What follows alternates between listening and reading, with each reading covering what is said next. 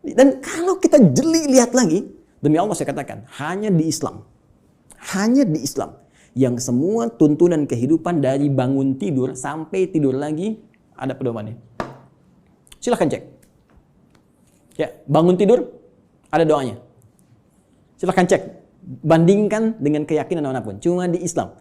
Ini kita dalam konteks ilmiah ya, sedang berargumentasi. Jadi kalau nanti di soal kita berargumentasi. Ya, jangan diadukan, tapi kita didiskusikan. Ya, baik. Sekarang lihat, bangun tidur ada doanya. Ya, dan doa itu jangan salah. Doa itu bukan kalimat formalitas yang kita ucapkan untuk menjadikan sesuatu hanya sebagai ibadah semata. Bukan hanya itu. Tapi isi doa itu pedoman bagaimana kita menjalaninya.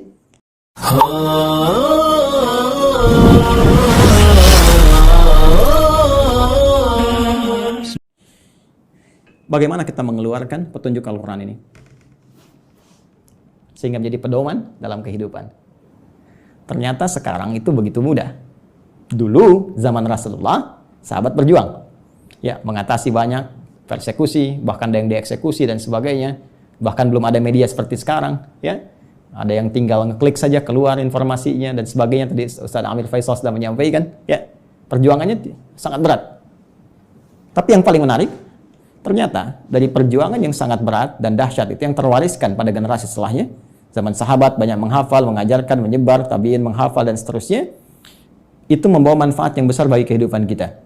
Karena semua detil penjelasan dari Al-Quran ini ternyata sudah dirinci langsung selama kurang lebih 23 tahun melalui seluruh keterangan yang melekat pada Rasulullah SAW. Baik dari perkataannya, perbuatannya, tindakannya, sifat, sikap, dan segala bahkan diamnya disebut dengan takrir. Ya, semua yang melekat pada Rasulullah disebut dengan hadis. Jika dipraktikkan dalam kehidupan, jadi jalan kehidupan disebut dengan sunnah. Maka di sini kita mengenal istilah Al-Quran, kemudian sunnah untuk tafsiran segala pedoman hidup yang dipraktikkan dalam kehidupan. Maka teman-teman sekalian, kalau kita rinci penjelasan ini dengan menggabungkan dua saja, menurut langsung perintah Allah Subhanahu wa taala, Al-Quran dan As-Sunnah, kita akan temukan detil pedoman kehidupan kita di sini keseluruhannya. Kalau tidak percaya, sekarang mari kita cek. Ya, ini sudah kita pahami. Gambaran pedoman kehidupan umumnya. Detilnya ada di sini. Tadi saya katakan, semua pedoman ini yang terkait dengan keterangan Nabi SAW, kemudian diwariskan pada sahabat, sahabat mengajarkan pada tabi'in, di masa-masa setelahnya, selain ada yang menghafal, ada juga yang menuliskannya. Dan tulisan ini sampai kepada kita, dikenal dengan kitab-kitab hadis. Ya, atau kitab-kitab sunnah, kutubus sunnah atau kutubul hadis. Banyak orang mempersepsikan bahwa kitab-kitab ini hanya bacaan semata. Kalau kita gali lagi, itu Masya Allah. Ya, sampai hari ini saya begitu mengagumi para ulama hadis itu ternyata bukan sekedar mengumpulkan segala yang terkait dengan Nabi, tapi mereka sekaligus menyusun itu semua sebagai pedoman kehidupan untuk kita. Dan dibuat bab-bab sesuai dengan apa yang akan kita jalani dalam kehidupan. Ya. Saya beri contoh misal, yang paling populer, ya, Sahih Al-Bukhari. Ya, Sahih Al-Bukhari itu kan nama aslinya, masih ingat? Ya, Al-Jami' As-Sahih Al-Musnad Al-Mukhtasar min umuri Rasulillah sallallahu alaihi wasallam wa sunanihi wa ayyamihi. Ya, coba ulangi. Al-Jami' As-Sahih. Ya, kitab hadis kan umumnya ada 4 kan? Ya, ada Jami', ada Sunan, ada Musnad, ada Mu'jam kan? Ya, dan setiap penamaan ini ada makna. Al-Jami' itu kumpulan yang komprehensif. Umum, sifatnya masih luas, ya, mencakup segala aneka kegiatan. Baik, kalau sudah sunan, itu kitab fikih, ya, hadis yang disusun dengan urutan fikih. Jadi kitab hadis disusun dengan urutan fikih. Sunan Abu Daud, fikih, bab taharah, seterusnya sampai dengan selesai. Taharah, salat, puasa, dan seterusnya. Ya, Musnad disusun berdasar periwayatnya. Anda ingin belajar berapa hadis dari Sayyidah Aisyah, pengen seperti Sayyidah Aisyah, keluarkan dari Musnad Sayyidah Aisyah. Ya, tadi ingin belajar anaknya pintar, keluarkan misalnya Musnadnya Ibnu Abbas radhiyallahu taala anhuma. Mu'jam berdasar urutannya, Mu'jam At-Tabrani misalnya, ya. Baik. Tapi ketika kita baca Al-Jami' secara umum, ya, tuntunan kehidupan dari mulai bangun tidur sampai dengan tidur kembali. Al-Jami', kata Imam Al-Bukhari, Al-Jami', saya susun kitab ini dengan materi yang cukup luas, tuntunan kehidupan yang bersumber dari Nabi. As-Sahih, isinya sahih semua, saya pastikan saya cari. Ya, Al-Musnad tersusun sanadnya sampai ke Rasul. Si A, si B, si C disebutkan sampai ke Nabi. Al-Mukhtasar isinya nggak bertele-tele, langsung kepada esensinya. Ini keterangan dari nabinya. Kalau butuh penjelasan saya jelaskan sedikit. Min umuri Rasulullah sallallahu alaihi wasallam. Saya tuliskan di sini terkait dengan seluruh kegiatan Rasulullah yang bisa saya dapatkan dan saya tuliskan. Karena nanti yang tak mampu Imam Al-Bukhari sampaikan nanti Imam Muslim datang melengkapi. Ya, sehingga disebut sahihain. Muslim meninggal dua, ada yang tidak dapat sampai ke situ, nanti ada Al-Hakim An-Naisaburi, ya, datang kemudian dengan syarat Al-Bukhari dan Muslim menyebutnya Al-Mustadrak. Secara singkat, wa sunanihi wa ayyamihi, dan sunah-sunahnya dan kegiatan hariannya selama 24 jam. Teman-teman, pernahkah membuka Sahih Al-Bukhari dan kita lihat ternyata di situ ada 97 pembahasan. 97 kitab. Kalau bahasa kita sekarang bab, dinamakan kitab, di bawah kitab ada bab lagi. Dari 97 bagian ini, itu ternyata ini petunjuk kehidupan kita. Penjelas dari apa yang Allah sampaikan melalui Rasulullah SAW. Ya, setelah kita Badul Wahyi menetapkan risalah Nabi Muhammad SAW, bagaimana ciri-ciri seorang Nabi, seorang Rasul, supaya nanti tidak ada yang ngeklaim di kemudian hari, ada Nabi baru, Rasul baru. Ya, dijelaskan. Orang kalau baca Sahih Al-Bukhari, kitab pertama selesai. Sudah, nggak akan ada lagi ketika ada info ini ada Nabi baru, sudah lewat tuh. Lah Nabi ya ba'di. Ya. Ini kan yang aneh begini, kalau ada ngaku Nabi itu nggak aneh, karena Nabi sudah mewanti-wanti lah Nabi ya ba'di. Nanti kelak akan ada ngaku Nabi. Ya, kalau ada begitu lah langsung tolak aja, nggak ada Nabi setelah Rasulullah. Ya, ya. Jadi kalau ada yang ngaku itu nggak usah aneh. Yang aneh itu setiap ada yang ngaku ada pengikutnya. Itu masalahnya. Ya. Jadi kalau kita belajar bab pertama selesai menetapkan risalah Nabi, ya, dan ini pun dahsyat. Di antara maksudnya untuk memberikan kekuatan argumentasi bahwa semua keterangan ini disampaikan oleh seorang yang mendapatkan risalah langsung dari Allah, yaitu Nabi. Buktinya begini. Dan Kitabul Iman ada 57 hadis. Anda sering bertanya, iman saya sering naik turun kayak lift. Ya, kalau naik saya semangat ibadah, kalau turun jangankan salat sunnah, salat wajib kadang-kadang juga ada rasa malas. Bagaimana men-charge itu semua supaya semangat lagi? Kitabul Iman. Kitabul Ilmi, ya, Ustaz Amir Faisal, putranya mau belajar melanjutkan ke Mesir, ya, dan teman-teman yang lain, ada Kitabul Ilmi setelahnya. Bisa dikeluarkan bagaimana petunjuk pedoman belajar langsung dari Nabi. Dan dahsyatnya di Sahih Al-Bukhari ini tidak dimulai satu hadis kecuali dengan ayat Qur'annya dulu. Ini ayatnya, ini hadisnya, hadisnya. Silahkan cek. Kitabul Bai', teman-teman yang pebisnis, ya, silakan. Yang berniaga, yang berbisnis, keluarkan Kitabul Bai'. Kitabul Tijarah, ya, kitabnya Kitabul Bai', turunannya turunan tentang bisnis. Di pemerintahan, diplomasi, birokrasi, Kitabul Imarah. Ya. Sekarang masa pandemi, ya teman-teman keluarkan ada Kitabul Waba, tentang bab wabah, taun, ada semua. Dan kalau kita jeli lihat lagi, demi Allah saya katakan, hanya di Islam yang semua tuntunan kehidupan dari bangun tidur sampai tidur lagi ada pedomannya. Silahkan cek. Ya, bangun tidur ada doanya.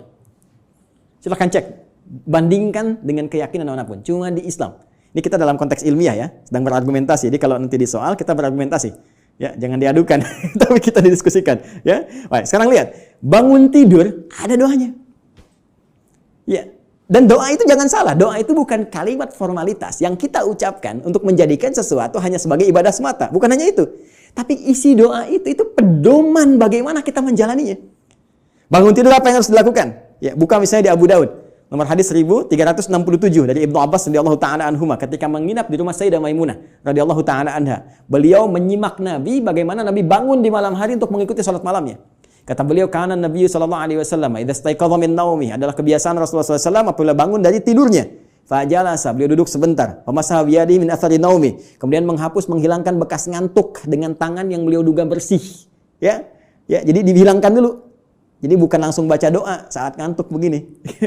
Bangun jam 3:30 masih ngantuk begini. Ketika sadar lagi jam 6 udah hilangkan lu ngantuknya. Baru setelah itu faqara akhirah khawatim surah Ali Imran, membaca 10 ayat terakhir surah Ali Imran. Baru baca doa. Alhamdulillahilladzi ahyana ba'da ma amatana wa ilaihin nusyur. Ditegaskan lagi nanti di Al-Bukhari itu nomor hadis 181 nanti, ya. Oleh siapa? Mu'adz bin Jabal, ya, dan Jundub bin Junadah. Nanti menyampaikan risalah hadis terkait doa bangun tidur. Bukankah isi doa bangun tidur itu pedoman kehidupan? Silakan cek lagi. Alhamdulillahilladzi ahyana ba'da ma amatana. Saya bersyukur padamu ya Allah yang telah memberikan kesempatan kembali pada saya untuk menjalani kehidupan. Padahal Engkau bisa wafatkan aku dalam tidur tadi. Ya. Wa ilaihin nusyur. Perhatikan, sering diterjemahkan dengan dan kepadanya akan kembali. Hei kawan, nusyur dari kata nasyara artinya beraktivitas untuk mencari bekal pulang. Ya, Anda menyebar. Yang dari Makassar, dari Sumatera, dari Papua, dari Kalimantan bisa datang ke Jakarta untuk mencari bekal supaya bisa mudik pulang. Ramadan pulang mudik. Itu bahasa Arab yang disebut dengan nasyara yansyaru. Kalau menyebar luas disebut intasyara yantasyiru. Menyebar. Untuk pulang kampung. Kita pun akan pulang. Ya. Teman-teman, mudik itu yang kita lakukan setiap tahun, ya kan? Itu kan bahasa Arab jelas. Ya. Waktunya disebut mi'ad, tempatnya disebut ma'ad. Kita itu pulang kepada Allah. Quran surah 3 ayat 9. Innallaha la yukhliful mi'ad. Pasti kita pulang. Allah nggak mungkin menyalahi janjinya. Tempatnya disebut dengan ma'ad, tempat pulangnya. Ibnu Qayyim al-Jauziyah punya kitab Zadul Ma'ad. Kita pasti pulang. Karena itu saat bangun dari tidur kita berjanji kepada Allah, ya Allah, hari ini saya akan cari bekal lebih baik daripada hari sebelumnya. Supaya kalau saya pulang hari ini, keadaan pulang saya lebih baik, ya Allah. Makanya diajarkan sebelum tidur kita evaluasi diri. Nabi evaluasi hari ini apa yang dikerjakan, besok merencanakan. Turun Al-Insyirah surah ke-94 itu, fa idza faraghta fansab ila rabbika farghab, ya. Disiapkan dari sekarang apa yang mau dikerjakan besok. Ayo teman-teman, saya cek ya. Jangan-jangan selama ini kita pun belum siap mengerjakan apa yang kita lakukan besok. Untuk waktu Indonesia, di Amerika mungkin masih pagi, kan? Saya tanya pada Anda mau baca Quran berapa halaman hari ini? Berapa ayat? Mau sedekah berapa banyak? Mau tahajud jam berapa nanti? Ya, kadang-kadang luput dari kita, malamnya kita koreksi. Makanya Nabi istighfar sebelum tidur. Mengoreksi, Nabi aja yang ahli surga. Tempat terbaik, manusia paling mulia, paling takwa. Yang dilepaskan semua bebannya saat di akhirat, diberikan surga sampai belum mengatakan saya puas. Wala saufa yu'tika rabbika fatarda. Wala saufa yu'tika rabbuka fatarda. Itu masih istighfar kepada Allah. Saya, Anda, kita siapa? Nabi bukan, Rasul bukan, gak ada jaminan surga untuk kita. Kenapa kita nggak evaluasi keadaan hidup kita? Dan kita melupakan kematian, bahkan kita akan pulang. Pernahkah kita terbayang bahwa saat malam nanti tertidur, mungkin itu kehidupan kita yang terakhir untuk kita kembali? Karena itu kita siapkan, kalau saya besok bangun lagi, ya Allah, saya ingin sholat saya lebih baik daripada sebelumnya. Saya ingin jamaah nanti jam sekian. Ya Allah, saya ingin sedekah besok. Ya Allah, saya ingin baca Al-Quran. Supaya kalau saya meninggal pada saat itu. Dan karena itu, ajal dirahasiakan. Supaya kita siap kapan pun pulang. Karena itu jangan coba-coba ketika Anda terpikir berbuat maksiat, bayangkan seketika wafat. Maka dari itu Anda berjanji saat bangun, saya akan jadi orang lebih baik dibandingkan dengan hari yang kemarin. Itulah sebabnya muncul mahfuzat. Ini bukan hadis ya. Orang yang hari ini ya lebih baik daripada hari kemarin, orang yang beruntung, ya kan? Orang yang sama dengan yang kemarin, orang yang rugi. Orang yang lebih buruk daripada kemarin, orang binasa. Itu mahfuzat, terambil dari nilai hadis tadi. Itu baru bangun tidur, silahkan cek. Mau makan ada doanya, mau minum ada doanya, berpakaian ada doanya, masuk toilet pun urusan yang sederhana ada doanya. Bahkan langkah kakinya diatur, masuk kiri keluar kanan. Beda dengan masjid, masuk kanan keluar kiri, doanya berbeda. Bangun tidur sampai tidur lagi, pedomannya lengkap semua. Pertanyaan saya, dari sekian banyak kebaikan yang telah Allah tampilkan kepada kita, berapa yang telah kita keluarkan dalam kehidupan? Saya punya dugaan yang kuat, jangan-jangan persoalan kehidupan di muka bumi ini tak mampu kita tuntaskan, bukan karena kita nggak pintar. Mohon maaf, bukan karena kurang gelar. S1, S2, S3, sampai dapat gelar, misalnya pengajaran tertinggi, profesor, dan sebagainya. Bukan karena kurang harta.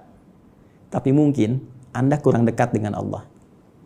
Kita kurang baca pedomannya. Kurang takwa. Semua kesimpulannya mengerucut kepada takwa. Takwa membangun kedekatan yang paripurna dengan Allah. Karena itu banyak ibadah diarahkan kepada takwa. Puasa la'allakum tattaqun. Salat dibuka dengan takwa. Hudal lil muttaqin alladzina yu'minuna bil ghaib wa yuqimunas shalah. Haji takwa. Wa tazawwadu fa inna khairaz zadi taqwa. Wa may yattaqillaha yaj'al lahu makhraja wa yarzuqhu min haitsu la yahtasib. Itu pencak. Siapa yang mampu mendekatkan diri kepada Allah Subhanahu wa taala dengan takwanya, dengan menjalankan semua isi pedoman-pedoman yang Allah turunkan, maka Allah akan lepaskan dari semua kesulitan hidup, bahkan mengirimkan rezeki dari sisi yang tidak dia duga.